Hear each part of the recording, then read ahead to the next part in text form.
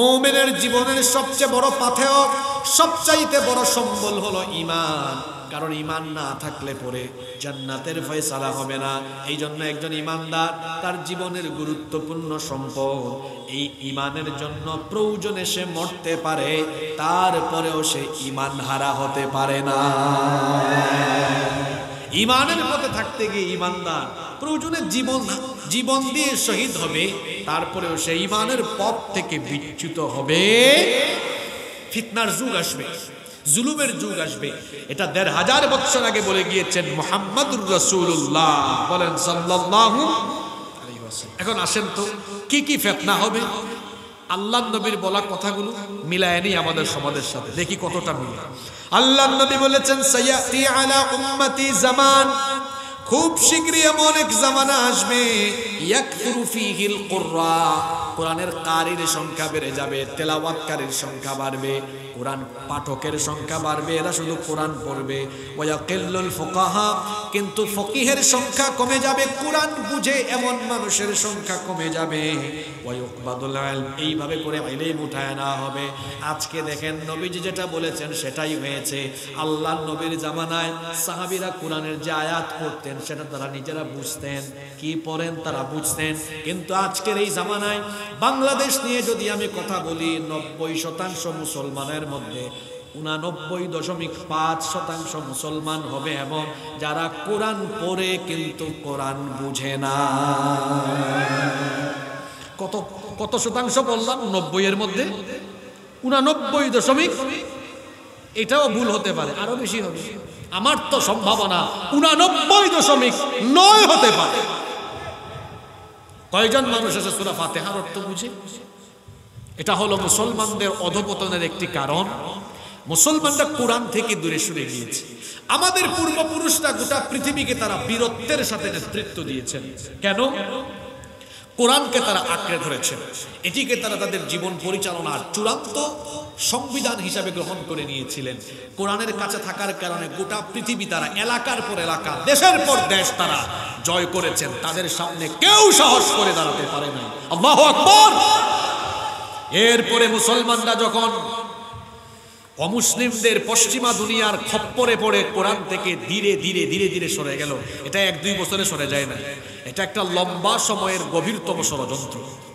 এই ষড়যন্ত্র এখনো চলমান। আপনি বলবেন হুজুর ষড়যন্ত্রটা কোথায় দেখায় দেন? তাকান শিক্ষা ব্যবস্থার দিকে, সব আছে।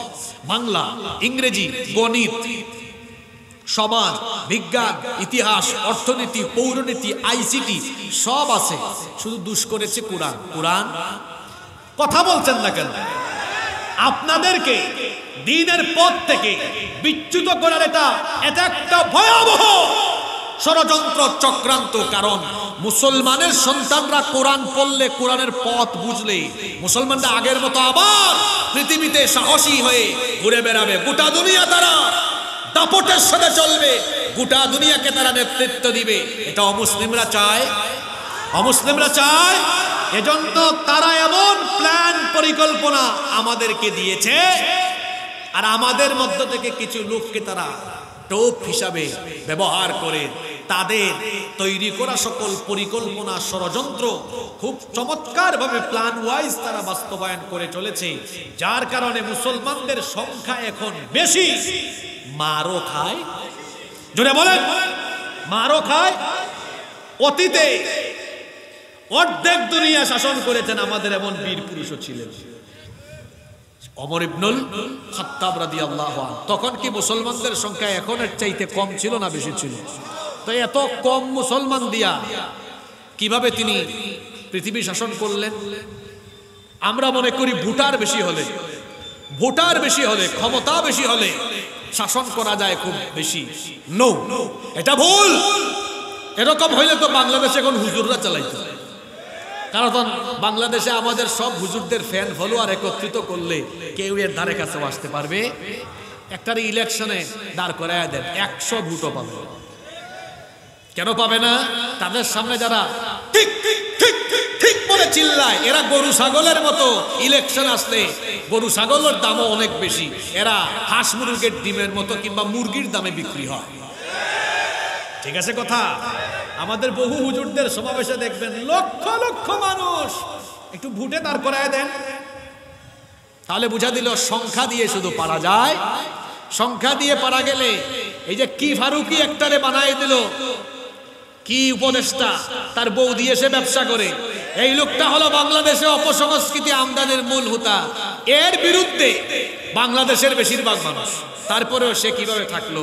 কারণ শুধুমাত্র সংখ্যা দিয়ে পারা যায় না, সংখ্যার চাইতেও গুরুত্বপূর্ণ হলো গুরুত্বপূর্ণ প্রতিষ্ঠানের নিয়ন্ত্রণে থাকা। অত প্রথম আলো আর ডেইলি স্টারের মাল, প্রথম আলো আর ডেইলি স্টার যেভাবেই হোক খপ্পরে ফেলায়া বর্তমান উপদেষ্টা পরিষদকে দাঁড় করিয়ে দিয়েছে সংখ্যা দিয়ে। কখনো পৃথিবীকে নেতৃত্ব কেউ দিতে পারে নাই, দিয়েছে তাদের প্রজ্ঞা দিয়ে, জ্ঞান দিয়ে, বিচক্ষণতা আর সাহসিকতা দিয়ে।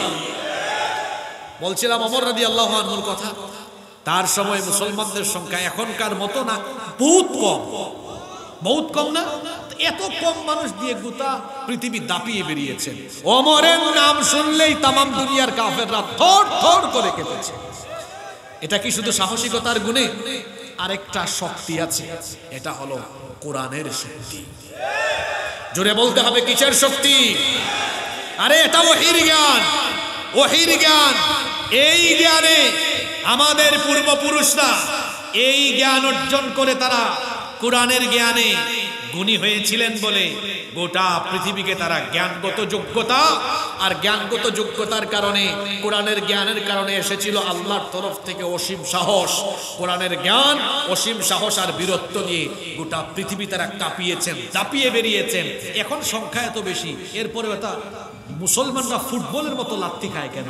এর একটাই কারণ, মুসলমানের সংখ্যা এখন যেমন বেশি তেমনি কোরআন জানে না এমন সংখ্যাও। কথা ঠিক আছে? এখান থেকে আমাদের বের হয়ে আসা লাগবে না? তাহলে বোঝা গেল শেষ জামানায় উম্মত একটা ফিতনায় পড়বে। সেই ফিতনা হলো কোরআন থেকে দূরে থাকার ফিতনা, কোরআন থেকে দূরে থাকার ফিতনা। এখন আপনারা আমাকে বলেন তো, এই ফিতনায়, এই পরীক্ষায় বর্তমানে আমরা আসি না নাই? জোরে বলতে হবে, আসি না নাই? তো এই ফিতনা থেকে কি আমাদের বের হয়ে আসতে হবে না? জোরে বলেন, বের হয়ে আসতে হবে না? আসলে একটু ক্যালকুলেটর করি, কিভাবে বের হয়ে আসব? একটু ক্যালকুলেটর বের করি, একটু হিসাব করি, তারপরে বলে দেই কিভাবে আমরা এই ফিতনা থেকে বের হতে পারবো। এই কোরআনে আয়াত আছে ৬,২৩৬টা, ৬,২৩৬টা। এখন আসেন, আমরা তো বাংলা ভাষা ছাড়া অন্য ভাষা অনেকে বুঝি না। আলেমরা তো আরবি ভাষা বুঝেন বলে তারা আরবি মূল কিতাবগুলো পড়েন। আমরা কি করব? আমরা যারা আরবি জানি না। এখন তো আলহামদুলিল্লাহ বাংলায় ট্রান্সলেট করা অনেক তাফসির বাজারে পাওয়া যাচ্ছে। তাফসির ইবনে কাসিরও আছে, তাফহিমুল কোরআন আছে, মারিফুল কোরআন আছে, জিলালুল কোরআন আছে, তাফসিরে জালালাইন আছে। 5টা তাফসিরের নাম বললাম, আরো আছে। এই 5টা বললাম গ্রহণযোগ্য তাফসির, এগুলো বাংলায় পাওয়া যায়। এক সেট তাফসিরের দাম এই তাফহিমুল কোরআন হয়তো বড়জোর 2000 টাকা হতে পারে। অন্যান্য তাফসির আপনি তাফসির ইবনে কাসির আনতে পারেন। আমি ধরলাম এরকম 2-3 সেট তাফসির ঘরের ভিতরে রাখলেন। ঘরের ভিতরে তো লক্ষ লক্ষ টাকার ফার্নিচার রেখেছেন বাবা, একটু কয়েক হাজার টাকার তাফসির রাখতে পারবেন না? পারবেন। রাখলেন, রাখার পরে নিজে এবং পরিবারের সবাই প্রতিদিন পড়বেন 10 আয়াত করে। কত আয়াত? জোরে বলেন, কয় আয়াত? পরীক্ষা আসলে পরীক্ষার একটা সাজেশন লাগবে না? সিলেবাস লাগবে না? পরীক্ষায় পাস করার একটা প্রসেস বলে দিতে হবে না? প্রসেসটা বলছি। প্রতিদিন পড়বেন কত আয়াত? 10 আয়াত। 10 আয়াত করে ডেইলি পড়লে 30 দিনে হয় কত আয়াত? 300 আয়াত। কত আয়াত হয়? 300 আয়াত। এখন কোরআনে আয়াত হচ্ছে ৬,২৩৬ আয়াত, ৬,২৩৬ আয়াত। প্রতিদিন যদি আপনি 10 আয়াত করে পড়েন তাহলে দেখা যাবে ৬২৩ দিন, মানে প্রায় 2 বছরে গোটা কোরআন একবার আপনার পড়া হয়ে যাবে। আরো আসতে বলেন সুবহানাল্লাহ। আপনি বলুন হুজুর এত সুন্দর ফর্মুলা, এটা আগে তো ভাবি নাই। প্রতিদিন 10 আয়াত করে পড়লে হয়ে যায় কত? 10 আয়াত করে পড়লে কয় বছর লাগবে? আচ্ছা বাদ দেন 10 আয়াত, 5 আয়াত করে পড়েন, 4 বছর লাগুক, 5 বছর লাগুক। আমার জীবনের সব নেয়ামত দিয়েছেন কে? আসতে বললে হবে না, দিয়েছেন কে? এই নেয়ামতের ব্যাপারে কিয়ামতে প্রশ্ন করা হবে না? জোরে বলেন, হবে না? হবে যে আয়াত দলিল আছে না? কোথায় আছে দলিল? ওই যে আমাদের পরিচিত সূরা, সূরা তাকাতুর। ثم لتسألن يومئذ عن النعيم। অতঃপর তোমাদেরকে সকল নিয়ামত সম্পর্কে জিজ্ঞাসিত করবেন কে? আল্লাহ বলবেন কি রে, এই তোরে যে 60 বছর হায়াত দিলাম কি করছ? হেই তোরা 30 বছর দিয়েছি কি করেছিস বল? সব তো করলি, এটা পড়লি না কেন? এটা বুঝলি না কেন বল? কেন আমার দেওয়া কিতাব ভালো করে পড়লি না বল? আজ বাংলাদেশের সুপ্রিম কোর্ট থেকে ইংরেজি ভাষায় লেখা একটা নোটিশ আপনার বাড়িতে এসেছে, আপনি ইংরেজি ভাষা বুঝেন না। ও মা গো, সুপ্রিম কোর্টের নোটিশ, না জানি কি ভয়াবহ কোনো ফরমান হতে পারে। আপনি কি করলেন? যে ইংরেজি জানে, ভাইজান একটু দেখেন না পুরা কি দিছে আমার জন্য, দৌড় মারছে আপনার কাছে। সুপ্রিম কোর্টের নোটিশ পেয়ে, এটা কার কাছ থেকে এসেছে? জোরে বলতে হবে। আল্লাহর কাছ থেকে পাইছেন, বুঝেন না। এটা বুঝার জন্য কয়জনের কাছে দৌড়াইছে? দৌড়াইয়া একটা তাফসীর এনেছেন, বোঝার চেষ্টা করেছেন। কোরআন বুঝা নফল নয়, কোরআন বুঝা ফরজ আপনার জন্য। তাহলে আমরা ওই হাদিসে আবার ফিরে যাচ্ছি। কোন হাদিস? নবীজি বলেছেন সাইয়াতি আলা উম্মতি জামান, শেষ জামানায় এমন এক সময় আসবে ইয়াকথুরু ফীহিল কুরআ, কোরআনের পাঠক বাড়বে, কিন্তু ওয়ায়াকিল্লুল ফুকাহা ওয়া ইউকবাদুল ইলম, কোরআন বুঝে এমন মানুষের সংখ্যা কমে যাবে, কোরআনের জ্ঞান উঠে যাবে। কোরআনের জ্ঞান আজকে উঠে গেছে বলে আপনারাও কোরআন বুঝেন না। এই জন্য মানুষ, আল্লাহ নবী অন্য হাদিসে বলেছেন শেষ জামানায় এর কারণে মানুষ জাহেলকে আলেম বানায় বসে। জাহেলকে কি বানায় বসবে? ইত্তাখাদান নাসু রুউসান জুহালা, মানুষ মূর্খকে আলেম বানায় ফেলবে। আজকে তাই হচ্ছে। কোরআন তিলাওয়াত সহি না এমন ব্যক্তিকে বক্তা বানিয়ে মানুষ তার বক্তব্য শুনছে, তাকে বড় আলেম মনে করে বসেছে। আজকে তাই হচ্ছে। আল্লাহ নবী বলেছেন ওরা নিজেরা পথভ্রষ্ট, তোমাদেরকেও পথভ্রষ্ট করবে। যেমন ভাবে, একটা উদাহরণ দিই আমি। একজন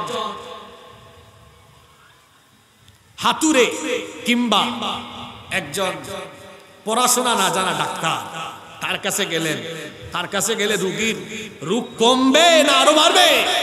জোরে বলেন।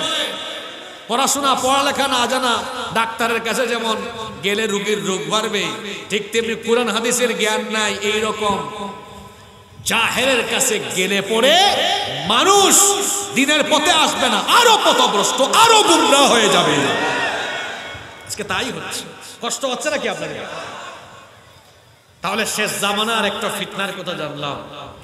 মানুষকে পরিকল্পনা মাফিক ইসলাম বিরোধীরা কোরআনের শিক্ষা থেকে দূরে সরিয়ে নেবে। এই পরীক্ষায় আমরা অলরেডি অবতীর্ণ, এই পরীক্ষা চলছে। পাশ করার উপায় বলে দিলাম। অন্তত পক্ষে প্রত্যেক দিন আমাদের সিলেবাসে কত আয়াত থাকবে? আসতে বললে হবে না, কত আয়াত থাকবে? মা বোনদেরকেও কথাগুলো বলে গেলাম। প্রতিদিন আমরা বাড়িতে 10টা আয়াত অন্তত বুঝে পড়ার চেষ্টা করব। পারবেন তো ইনশাআল্লাহ? আল্লাহ তৌফিক দান করে। আসেন দ্বিতীয় পয়েন্ট বলছি। এক তো বললাম কোরআনের শিক্ষা থেকে দূরে রাখা হবে। 2 নম্বর আল্লাহর নবী বলেছেন লা তাকুমুস সাআহ হাত্তা ইয়াযহারাল ফাহাশ, ততক্ষণ পর্যন্ত কিয়ামত হবে না যতক্ষণ ফাহেশা, অশ্লীলতা, বেহায়াপনা ছড়িয়ে না যায়। এই পরীক্ষা এখন চলে কি চলে না? এখন আমাদের সমাজে অশ্লীলতা, নোংরামি, বেহায়াপনা, নগ্নতা কম না বেশি? এত অশ্লীলতা, এত নোংরামি, এত বেহায়াপনা, দিকে দিকে চতুর্দিকে বেহায়াপনা চলছে। বেপর্দা, বেহায়াপনা, বেলাল্লাপনা, অশ্লীলতা, নোংরামি চলছে। ঈমান বাঁচিয়ে রাখা যেন বিরাট দুরূহ ব্যাপার, চ্যালেঞ্জের ব্যাপার। অশ্লীল আর ফাহেশা কাজ আমাদের চতুর্দিকে বিদ্যমান আছে। আপনি সকালবেলা বাসা থেকে যদি বের হন, চোখের হেফাজত করা এই যুগেও বড় কঠিন। এত কঠিন, আপনি রাস্তায় বের হয়েছেন, দেখবেন উলঙ্গ, অর্ধ উলঙ্গ, অশ্লীল ম্যাগাজিন, সাইনবোর্ড, বিলবোর্ড আছে না নাই? ঘুম থেকে উঠে একটু দেশের খবর জানবেন, পত্রিকা হাতে নিয়েছেন, সেখানেও দেখবেন বিভিন্ন নগ্ন অর্ধনগ্ন ফটো দিয়ে বসেছে। পত্রিকায় এখন বিনোদন পাতা ঢুকিয়ে দিয়েছে। কোথায় যাবেন আপনি? একটু বিশ্বের খবর জানবেন, সোশ্যাল মিডিয়ায় ঢুকবেন, ইউটিউবে যাবেন একটা ভালো ভিডিও দেখার জন্য।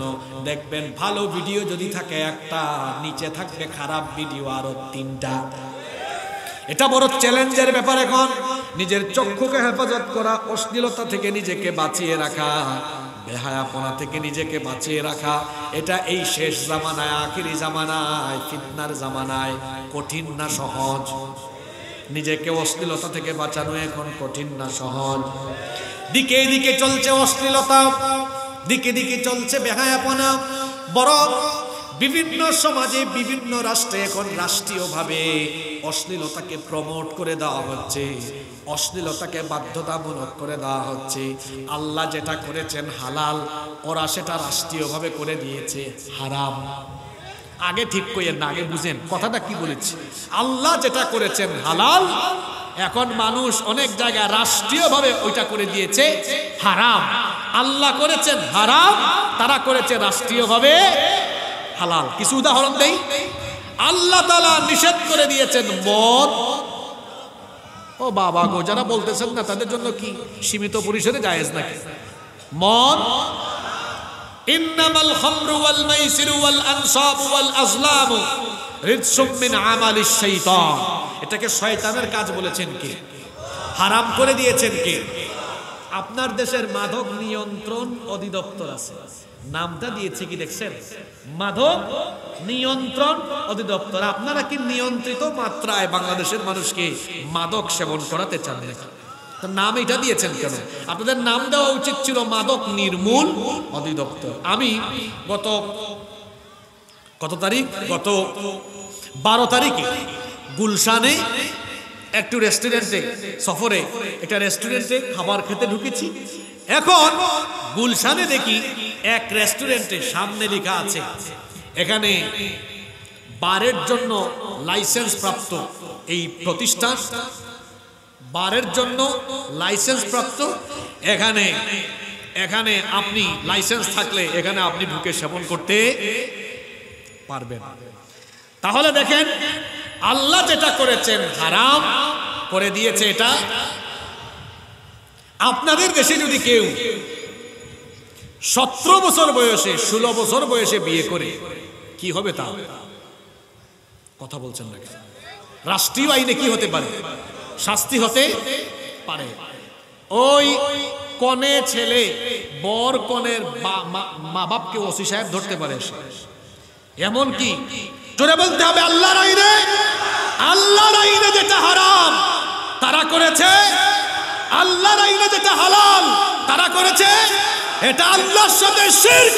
এমনি ভাবে রাষ্ট্রীয় পর্যায়ে আল্লাহর সাথে শিরক চলছে। এই জামানার ফিতনা এটা। ওই যে বললাম শেষ জামানায় উম্মত অশ্লীলতা বেহায়াপনার পরীক্ষায় অবতীর্ণ হবে। এখন এই পরীক্ষায় আপনারা আছেন না নাই? কঠিন পরীক্ষা চলছে। জানতো একজন বয়স্ক বাবা গিয়ে একটা পার্কে ঢুকে ছেলে মেয়েদেরকে বলে বের হও এখান থেকে, পুলিশ উল্টে এসে আপনারও ধরে নিয়ে চলে গেছে। তাহলে বলেন আল্লাহর নবী যে বলেছেন শেষ জামানায় আখেরি উম্মত অশ্লীলতা বেহায়াপনা নোংরামির কঠিন পরীক্ষায় অবতীর্ণ হবে, আজ সেই পরীক্ষা চলছে না চলে না? জোরে বলেন চলছে না চলে না? এখন এটার একটা প্রেসক্রিপশন দেওয়া লাগবে না?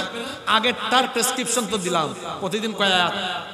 জোরে বলেন এখন ফাহেসা কাজ থেকে বের হওয়ার একটা প্রেসক্রিপশন লাগবে না? জোরে বলেন লাগবে না? সেটা কি?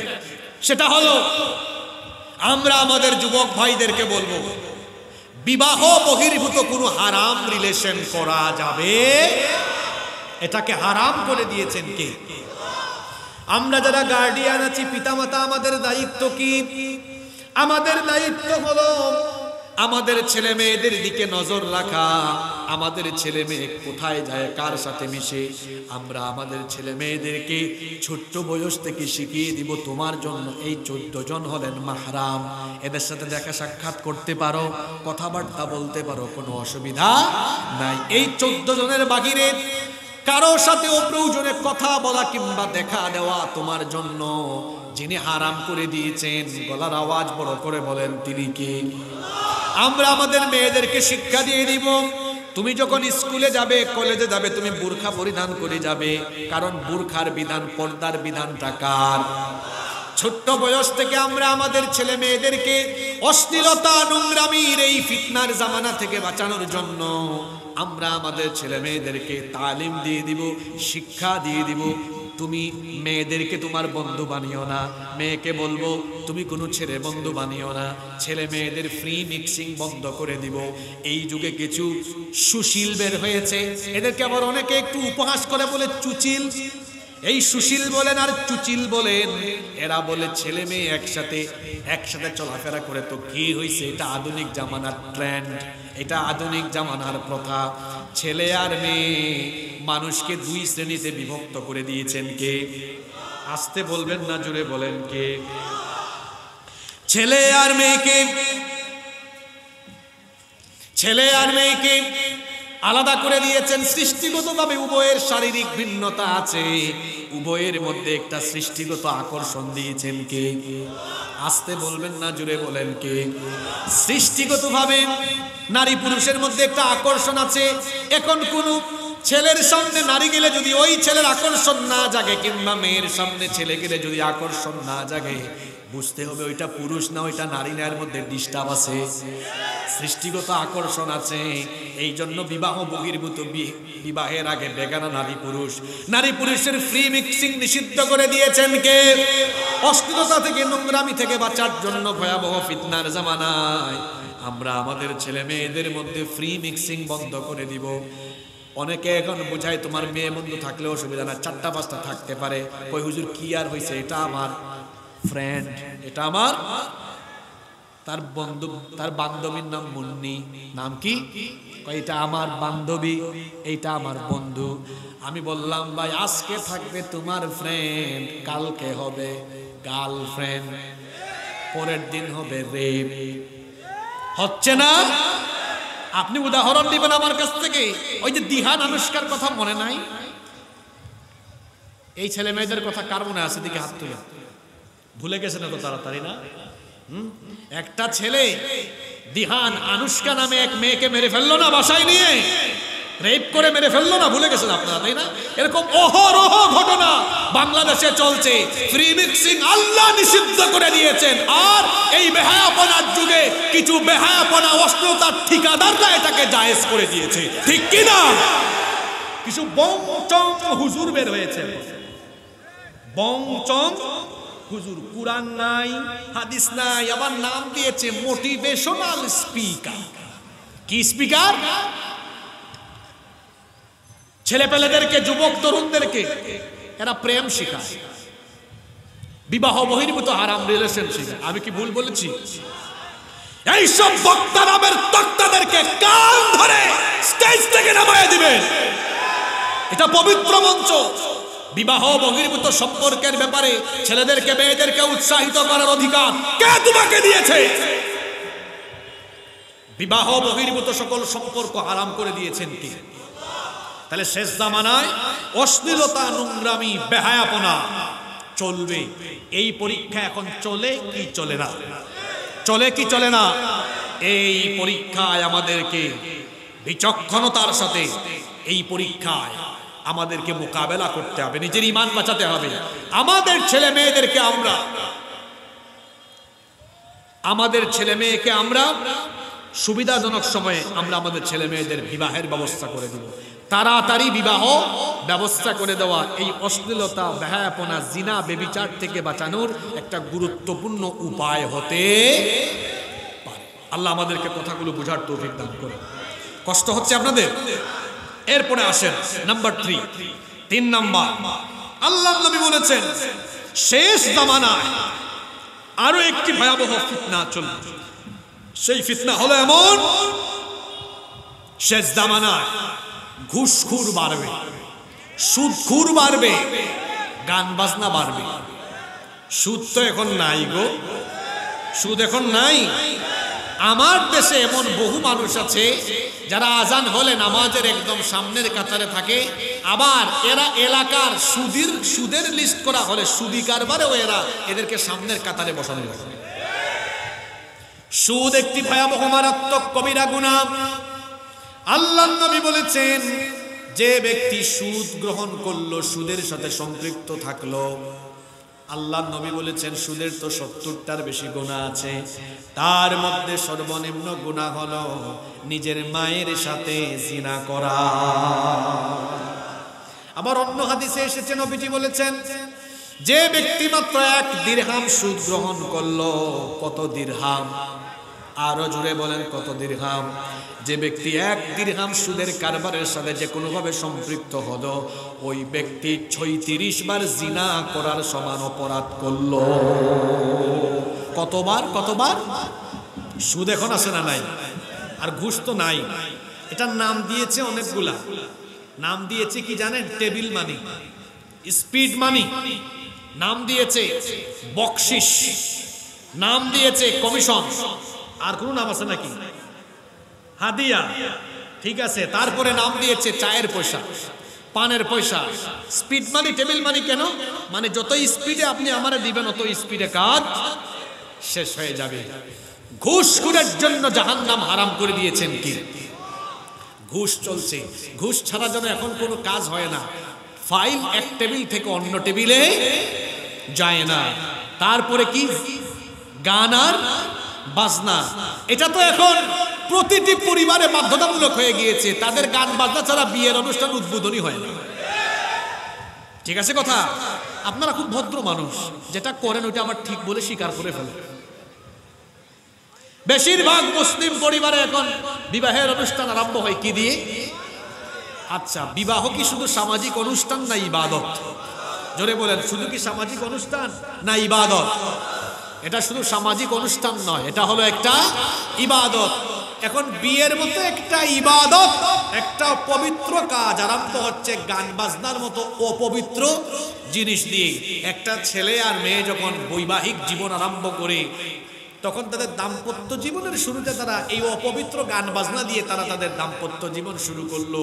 আল্লাহর কসম, প্রোডাকশন হিসাবে এদের ঘরে যে ছেলে মেয়েগুলো আসবে, এগুলো থাকদিরা দিন দিন ঝাঁকানাকা ঝাঁকানাকা মার্কা সন্তান হবে। কারণ শুরুটা তো ভালো ছিল। তাহলে এই ফিতনায় পড়লাম আমরা। প্রেসক্রিপশন কি? প্রেসক্রিপশন হলো আমাদের প্রত্যেকের ঘরে গান বাজনাকে আমরা চূড়ান্ত ভাবে নিষিদ্ধ করে দেব। পারবো কিনা? সুদ ঘুষের সাথে কোনো ধরনের সম্পর্ক রাখা যাবে? কয়টা পয়েন্ট বললাম? এই তিনটা কি এখন চলে না চলে না? জোরে বলতে হবে, চলে না চলে না? 4 নাম্বার, নবীজি বলেছেন শেষ জামানায় ফিতনার আরেক জায়গা হবে মসজিদ। ফিতনার জায়গা হবে কি? এখন আপনারা আমাকে বলেন, মসজিদ কি ফিতনার জায়গা না ইবাদতের জায়গা? আল্লাহর নবী বলেছেন, লা তাকুমুস সাআহ, ততদিন পর্যন্ত কিয়ামত হবে না, হাত্তা ইয়াতাবাহান নাসু ফিল মাসাজিদ, যতদিন না মানুষ তাদের মসজিদ নিয়ে পরস্পর বড়াই করবে, গর্ব করবে, অহংকার করবে। দেখেন আজকে এটা শুরু হয়ে গিয়েছে। এক গ্রামের মানুষ অন্য গ্রামের মানুষের সাথে মসজিদ নিয়ে বড়াই করে, গর্ব করে, বলে তোমাদের মসজিদ হলো 60 লক্ষ টাকা দিয়ে বানানো, আমাদের মসজিদ হলো 1 কোটি টাকা দিয়ে বানানো। এই রকম পরস্পর প্রতিযোগিতা চলে, গর্ব চলে, বড়াই চলে, অহংকার চলে। আল্লাহর নবী বলেছেন এদের মসজিদগুলো বাহিরে হবে সুন্দর, বাহিরে হবে ফিটফাট, মসজিদের ভিতরের অবস্থা হবে সদরঘাট। এত সুন্দর সুন্দর মসজিদ। শেষ জামানার মসজিদ সুন্দর, কিন্তু মুসল্লি অসুন্দর, ব্যবস্থাপনা অসুন্দর। আল্লাহর নবীর সময় মসজিদ ছিল কাঁচা, মুসল্লি ছিল পাকা। আর আমাদের মসজিদ হয়েছে পাকা, মুসল্লির অভাবে মসজিদ পড়ে থাকে এখন ফাঁকা। কিন্তু বললে তো রাগ করে ফেলবেন, এখন তো মানুষের অভাব নাই। দেখা যাবে 20 মিনিট পরে আসরের নামাজে কয়জন পাওয়া যায়। ওইটা হলো ঈমানের আসল পরীক্ষা। ওয়াজ শোনা হলো নফল, আর নামাজ আদায় করা হলো। আরো জুড়ে বলেন, আমার দেশের মানুষ নফলের দিকে বেশি না ফরজের দিকে বেশি? ওরে বাবা রে, নফলের দিকে বেশি।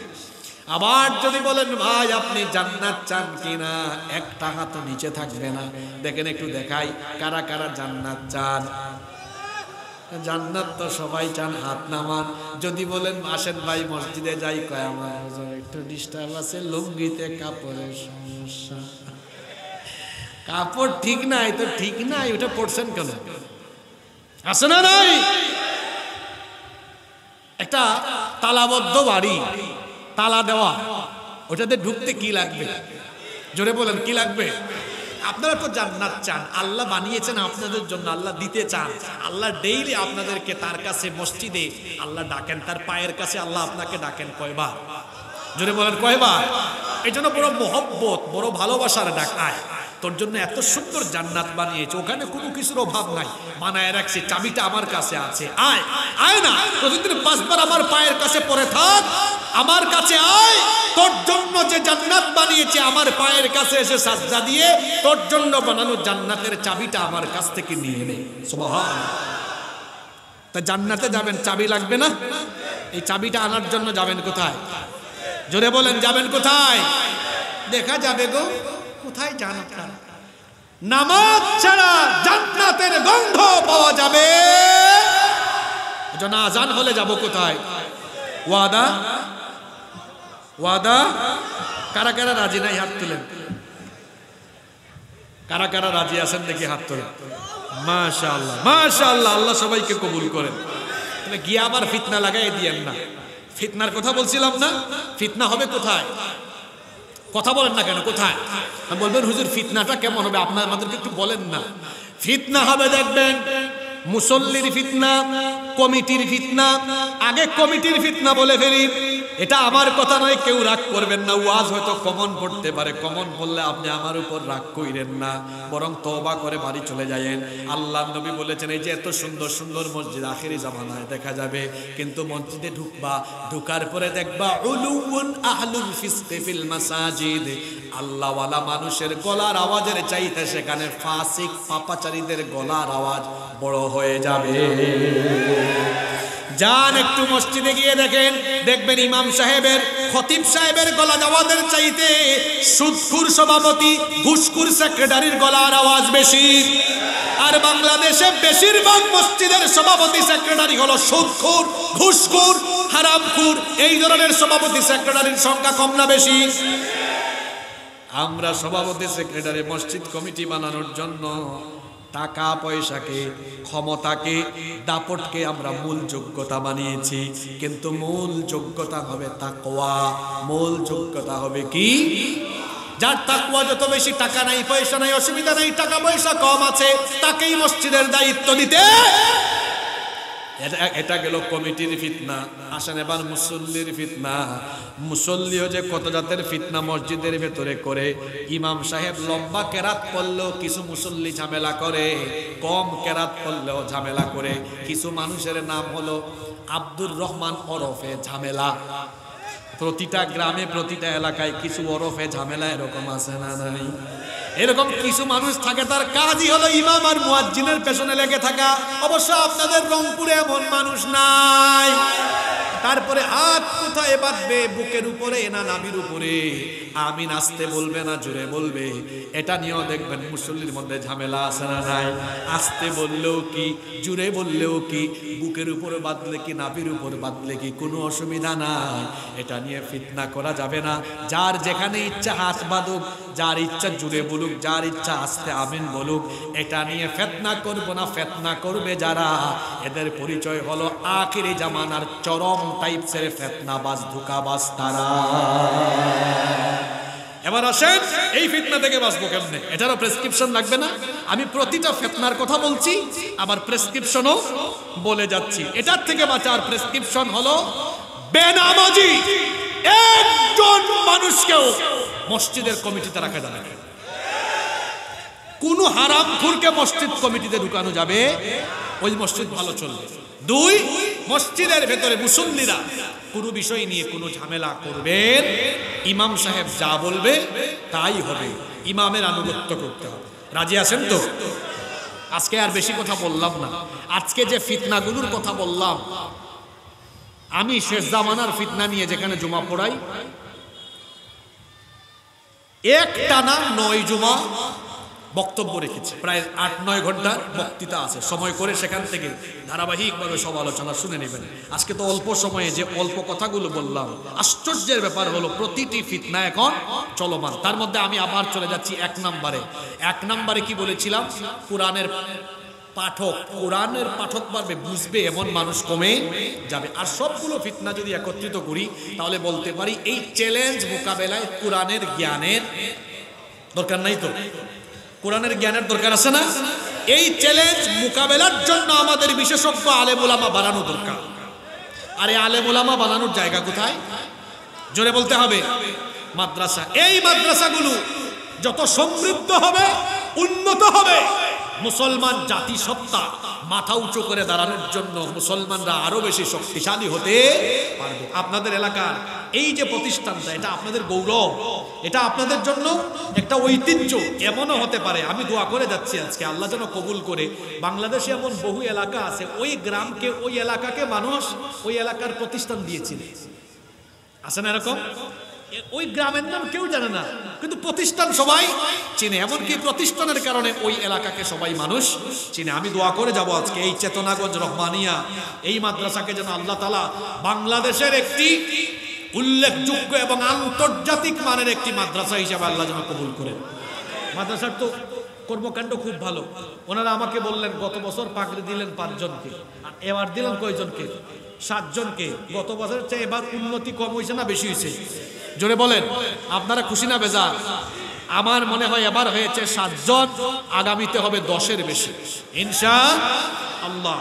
এই মাদ্রাসায় এখন 80 থেকে 90 লক্ষ টাকার 80 থেকে 90 লক্ষ টাকার উন্নয়ন কাজ চলমান। হ্যাঁ, 4 কোটি টাকার কাজ হয়ে গেছে। আমাদের শেয়ার হলো 75-80 লাখ। সরি, আমাদের শেয়ার আচ্ছা, প্রায় 4 থেকে 5 কোটি টাকার কাজ, উন্নয়ন কাজ চলমান আছে। আলহামদুলিল্লাহ পড়েন। কেউ উঠবেন না, উঠতেছেন কেন? ওনাদেরকে ধরেন, ধরে বসায় দেন। আলহামদুলিল্লাহ, এটা তো বড় আনন্দের খবর। আমি খুব খুশি হয়েছি যে এত বিগ বাজেটে তারা উন্নয়ন কর্মকাণ্ড পরিচালনার জন্য পরিকল্পনা প্রণয়ন করেছেন। আল্লাহ যেন কবুলিয়াত দান করেন। তো এই মাদ্রাসার উন্নয়ন কর্মকাণ্ডে আপনারাও সামিল হওয়া দরকার, আছে না নাই? আমি মুসাফির মানুষ, অনেক দূর থেকে এসেছি। মুসাফিরের দোয়া কবুল হয় বলেছেন মুহাম্মদ সাল্লাল্লাহু। আজকে কি মহিলা প্যান্ডেল আছে? 3 গুণ বেশি। আর মহিলারা তো বেশি থাকবেই, কারণ ইসলামে পুরুষের চেয়ে নারীর অবদান কম না বেশি? সর্বপ্রথম ইসলাম কবুল করেছে একজন, জোরে বলেন, একজন মহিলা। ইসলামের জন্য প্রথম জীবন দিয়েছেন একজন মহিলা। এমনকি মক্কা নগরীর সভ্যতা গড়ে উঠেছে একজন মহিলাকে কেন্দ্র করে, নাম হলো হাজেরা আলাইহিস সালাম। নারীদের অবদান বেশি, নারীদের সংখ্যাও বেশি। আজকে দেখবেন নারীদের প্যান্ডেল থেকে এই মাদ্রাসার উন্নয়নের জন্য পয়সাও আসবে, টাকাও আসবে। নারীরা ফার্স্ট ক্লাস, তারা প্রথমে থাকে, নারীরা কখনো পিছনে থাকে। আমার মা বোনদেরকে বলবো, প্যান্ডেলে আপনাদের হয়তো দান সৎকার ব্যবস্থা সেখানে রাখা হয়েছে, আমি মোনাজাত করব, আছে না? ব্যাগ রাখা আছে, ব্যাগ যাচ্ছে। একজনও আপনারা কেউ বঞ্চিত হবেন না। আর এখানে মাদ্রাসার ছাত্ররা আপনাদের কাছে চতুর্দিক থেকে ব্যাগ নিয়ে যাচ্ছে, কেউ আপনারা তাদেরকে মাহরুম করবেন না। আর স্পেশালি কেউ যদি আমার হাতে কোনো অ্যামাউন্ট দিতে চান মোনাজাত করার আগে, যে হুজুর একটু আমি দোয়া চাই, স্পেশালি দিলাম। অনেকের বিভিন্ন সমস্যা আছে না, বউ বাচ্চার সমস্যা, সন্তান হয় না, আজকে মাদ্রাসায় দিয়ে যান, আল্লাহ সন্তান দিয়ে দিবেন ইনশাআল্লাহ। অনেকের অনেক ধরনের সমস্যা আছে, বিপদ আপদে ঋণে পড়ে গেছে, ঋণগ্রস্ত, বিপদ আপদ নানান মুসিবতে আছেন অনেকে, আল্লাহ তাআলা এই মুসিবত দূর করে দিবেন ইনশাআল্লাহ। এজন্য আমরা কেউ বঞ্চিত হব না। আমাদের মা বোনদের প্যান্ডেলেও ব্যাগ আছে, সবাই শামিল হবেন। যেহেতু এখানে একাডেমিক কার্যক্রম, একাডেমিক ভবনের উন্নয়ন কাজ চলছে, রড সিমেন্ট এগুলো দিয়েও আপনারা যুক্ত থাকতে পারেন। অনেকে সিমেন্ট দেয়, এখানে আপনার লিখাতে পারেন আজকে দিতে হবে 50-100 বস্তা, এরকম যে যত দিতে চান। এখানে মুহতামিম সাহেব এবং ম্যানেজিং কমিটি আছেন, তারা এটা নোট করে রাখবেন, পরবর্তীতে আপনারা দিতে পারবেন। স্পেশাল কোনো অ্যামাউন্ট থাকলে আপনারা আমার হাতে দিতে পারেন। কেউ বিশৃঙ্খলা করবেন না দয়া করে, কেউ না দিতে পারেন কিন্তু চুপচাপ বসে থাকেন। এত ভদ্র মানুষ আপনারা, শেষ করার আগে মোনাজাতের আগে এমনটা কেন করেন বলেন? সবাই বসেন, মোনাজাতটা করে তারপরে আমরা উঠবো ইনশাআল্লাহ। যারা স্পেশালি শামিল হতে চাইবেন আমার হাতে, এই যে একজন বাবা দিয়েছেন মাশাআল্লাহ 500 টাকা দিয়েছেন, আল্লাহ তাআলা কবুল করেন। এভাবে স্পেশালি কোনো অ্যামাউন্ট কেউ দিতে চাইলে আপনারা আমার হাতে দিতে পারেন। আমি মুসাফির মানুষ, আপনাদেরকে নিয়ে দোয়া করবো ইনশাআল্লাহ। মা বোনদেরকে অনুরোধ জানাবো, আপনারা কেউ মেহেরবানি করে বঞ্চিত হবেন না, সবাই আপনারা শামিল হবেন। আর এখানে যাচ্ছে আমার ছাত্র ভাইয়েরা ব্যাগ নিয়ে, তাদেরকে কেউ মাহরুম করবেন না। মাশাআল্লাহ মাশাআল্লাহ, আল্লাহ কবুল করেন। ওই চেয়ারে যারা বসে আছেন ওনাদের কাছে তো ব্যাগ গেল না, বিশেষ বিশেষ ব্যক্তি ওনারা, বুঝতে পারছি আমি। ওনারা সবাইকে দিয়ে দিয়েছেন সিমেন্ট, বালু, রড দেন নাই না? আপনারা শামিল হবেন না? অনেকেই দিয়েছেন না? মাশাআল্লাহ, আরো সহযোগিতা করবেন। এই মাদ্রাসার কাজ আটকাবে না ইনশাআল্লাহ। মসজিদ মাদ্রাসার কাজ কখনো আটকায় না। আল্লাহ তার বিশেষ কিছু বান্দা তৈরি করে পাঠিয়ে দেন। আমি বিশ্বাস করি এই মাদ্রাসার কাজ আটকাবে না। আল্লাহ কুদরতি ব্যবস্থাপনায় এই মাদ্রাসার সকল কর্মকাণ্ড শেষ করার তৌফিক আল্লাহ দিয়ে দিবেন ইনশাআল্লাহ।